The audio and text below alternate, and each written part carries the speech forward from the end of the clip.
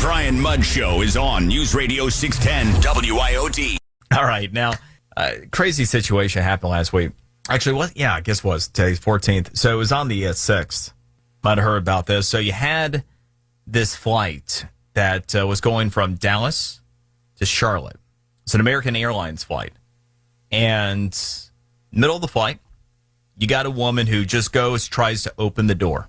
And not knowing, I guess, what else to do, you literally had her duct tape to her seat till they could get the plane down.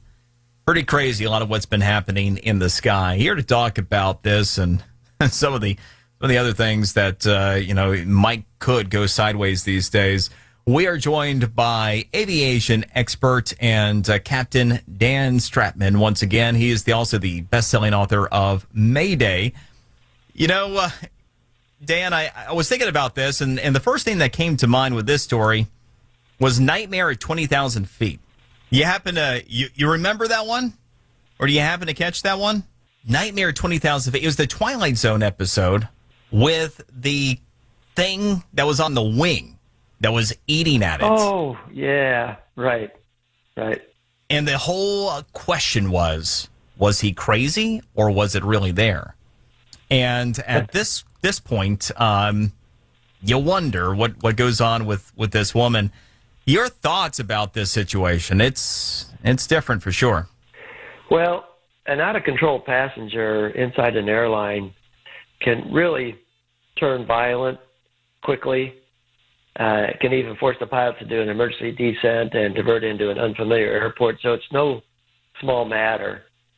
I know that unruly passengers have always been an issue, but I think this big uptick in disturbances that we're seeing recently might be due to a combination of factors. For one, people haven't flown much in the past year and a half, and they aren't used to being packed into a small space next to 100 strangers. Yeah, you take a look at the response. So she's trying to open the door, and she's belligerent. She actually ended up biting a member of the flight crew, and she's shouting. The duct tape maneuvers, I'm guessing that's not something that you're taught in flight school. No, actually, I saw the pictures, and I was wondering where they got the roll of duct tape. I don't remember that being part of our equipment, but if it was needed to, like you said, protect the flight attendants from being bitten, or this woman in the picture was duct taped to the seat, I assume to prevent her from leaning forward and banging her head against the seat in front of her. I guess they did what they had to do. There's not many options. You can't just pull over to the curb and let her out at 30,000 feet. So I feel sympathy to the flight attendants and the crew and the other passengers having to come up with a solution that would protect them and the woman at the same time. Dan, there's so many things that can happen once you're up in the air. And obviously, mental health issues, no laughing story. We've seen an increase in mental health problems as a society in recent years, and it's manifested itself in many different ways. How important is it for people to kind of take stock of either themselves or others that might be struggling and maybe not put themselves in a situation like this? That's a good point.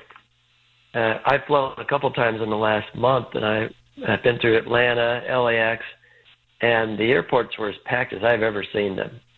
The pent-up demand to get out and live life has caused a huge spike in air travel, but conversely, it's also caused a lot of hassle. It's a very stressful experience nowadays. The airlines, the restaurants, the businesses inside airports have yet to get back up to full manning. So travel has always been a little bit stressful, but it seems even more so right now. So that some people might want to rethink flying by air for the foreseeable future until things calm down a little bit and just make the whole experience less stressful for themselves. Yeah, Dan, I referenced your book Mayday. It's a thriller. It's fiction, but is it? So, Nightmare 20,000 feet. There might be more reality in the minds of some people than not. Tell us about some of what can go wrong in the sky, and even what you wrote about. Well, Mayday is a fictional aviation thriller, but it is inspired by the very real fear that the FAA and the airlines have about computer hackers taking control of high-tech airliners. Airliners nowadays are basically computers with wings. Every function inside the airplane is controlled by a computer, even down to the toilet. So we've seen hackers hack into just about everything. And I'm glad to know that the FAA and the airlines are concerned about this and looking into it. But it is a valid concern. And I took license with that in my book, Mayday, and turned it into a #1 bestseller, as you said. It's gotten rave reviews.